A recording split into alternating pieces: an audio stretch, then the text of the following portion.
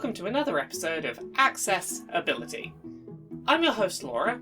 I'm a white woman with bright blue hair, shaved on one side, wearing a pink t-shirt. Today's episode of Accessibility is going to be a little bit different to the usual structure we do with this show because I'm struggling a little bit with recurrent illness today, and rather than not record an episode, I thought I would take some time to talk a little bit about a big picture idea that we talk about in the abstract sometimes on this channel, but this week I have a sort of real world example of myself to talk about that can put some of these big picture ideas into some slightly clearer context. I've talked about this on episodes of Accessibility before, but accessibility needs in gaming are rarely, if ever, a constant. Just because someone's accessibility needs are a certain set of support options today, doesn't mean that those options will be the same that they need tomorrow. Just because someone doesn't need accessibility support settings today doesn't mean they won't need them tomorrow.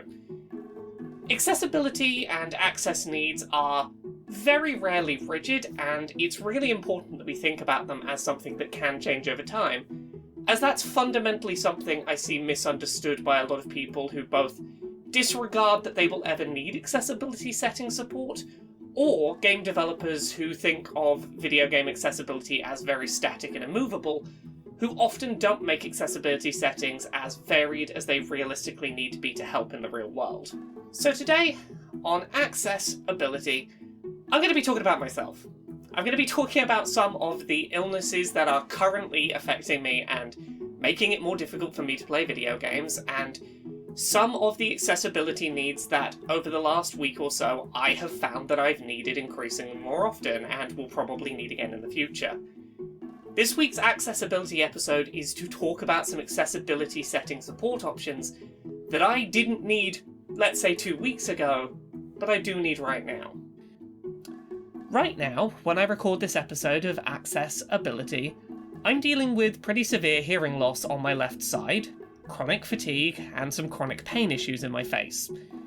None of these are permanent, but all of them are likely to pop up again down the line, and each time they do, they're likely to impact my ability to play video games, as they're doing right now. First up, my hearing.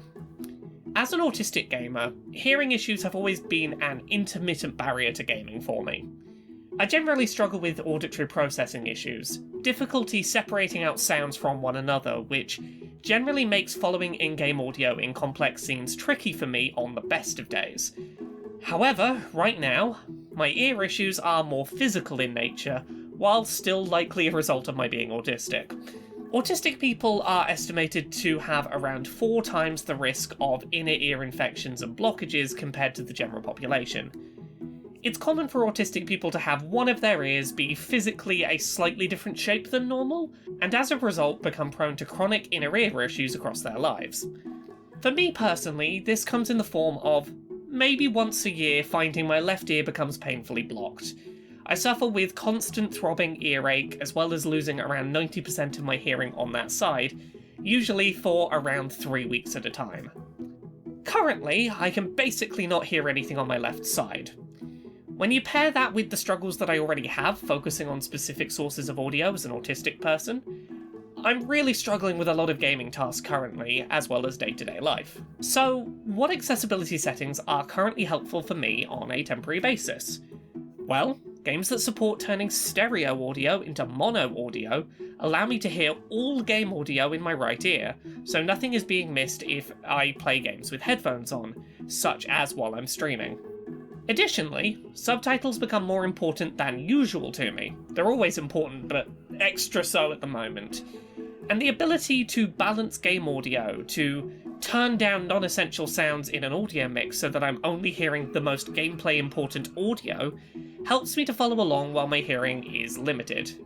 Lastly, games that allow for transcribing spoken voice chat into written text on screen are currently more accessible for me than other multiplayer titles. Next up, chronic fatigue. While chronic fatigue issues are somewhat of a staple in my life, the causes for that fatigue can change over time. Often, as an autistic person, chronic fatigue becomes an issue when I've been travelling for work, dealing with large amounts of back-to-back socialisation. I can push through complex social situations, but then I come home and find myself physically exhausted for several days, trying to recover from large amounts of deliberate social output. However, currently my fatigue is a result of my being ill. Since having COVID-19 a few weeks ago, I have found that I've had intermittent issues with exhaustion, in part due to my breathing feeling at times more shallow than it was before. I can work through it by focusing on deep breathing exercises when I notice it, but it's notably impacted my overall level of energy during the daytime when it intermittently impacts me.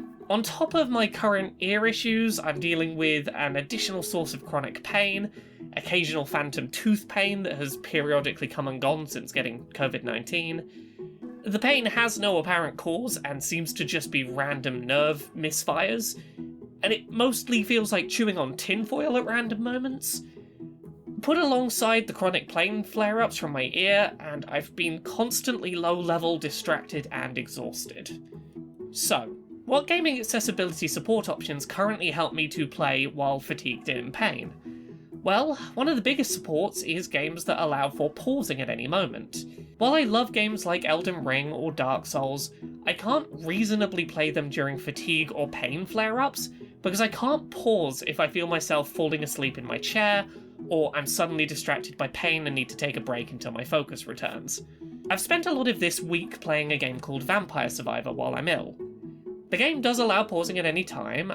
It is a single analog stick game where players fight monsters using attacks that automatically fire on a repeating timer.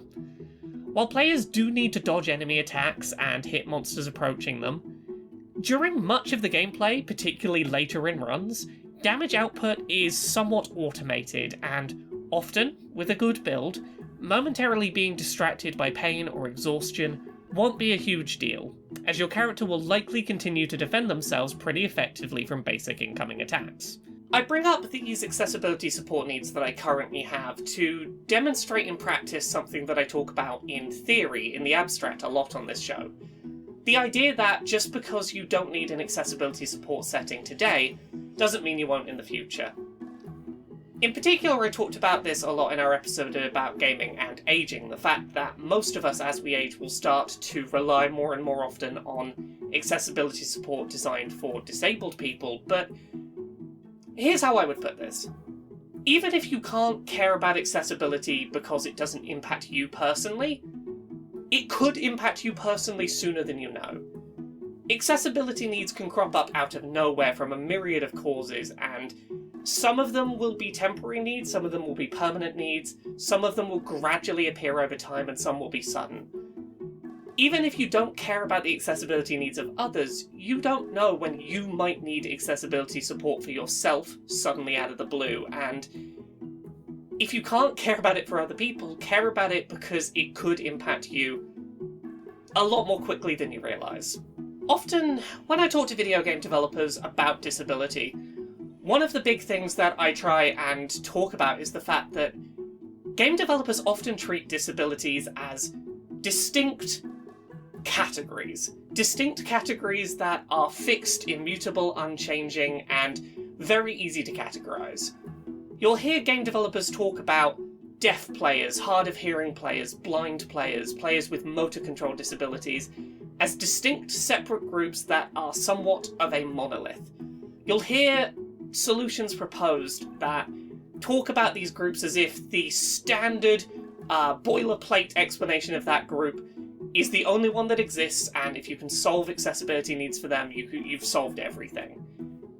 Very rarely do you hear game developers talk about accessibility as something fluid, as something that is intersectional. You very rarely hear game developers talk about disabilities in terms of how they overlap with each other, or as things that can come and go in severity, that will impact people for a time and then maybe not. Video game developers are in this stage right now where they look at disabilities as static problems to be solved, and I think fundamentally we need to get to a point where developers see disability as much more of a fluid thing, because so many needs that disabled players have can change in severity and in intensity, and the solutions that are going to help are often not as simple as helping one static group from a fixed perspective.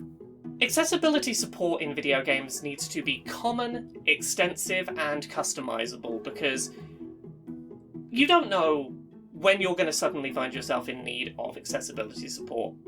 You don't know when you're going to need just a little bit of support or a lot of support. It could come out of nowhere, and it's very difficult to predict what kind of support you might need.